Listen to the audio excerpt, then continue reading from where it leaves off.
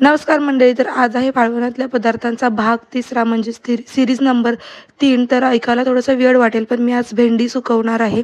तर भेंडी खायला खूप क्रिस्पी छान लागतात सुकल्यानंतर. नक्कीच ट्राय करून बघा. हे तुम्ही कधीही टाइमपास म्हणून फ्राय करून खाऊ शकता, अदरवाईज जेवणावर सुद्धा खाऊ शकता, काहीच हरकत नाही. सर्वात आधी मी भेंडी मस्त धुवून सुकवून आणि एका फडक्यावर पसरवली आहे, जेणेकरून ते व्यवस्थित ड्राय होतील. त्याच्यात ओलावा जास्त राहणार नाही आणि मसाला त्यांना व्यवस्थित चिपकेल.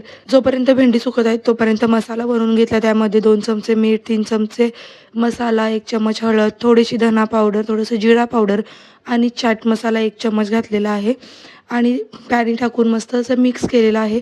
1 लिंबू पिळलेला आहे आणि थोडंसं तांदळाचं पीठ टाकलेलं आहे, जेणेकरून ते बॅटर थोडंसं घट्ट राहील. त्यानंतर भेंडी व्यवस्थित अशी कापून घेतली 2 भाग करून आणि मधनं चिरून, कारण त्याच्यामध्ये आतपर्यंत पूर्ण तो मसाला असा घुसून राहिला पाहिजे म्हणून.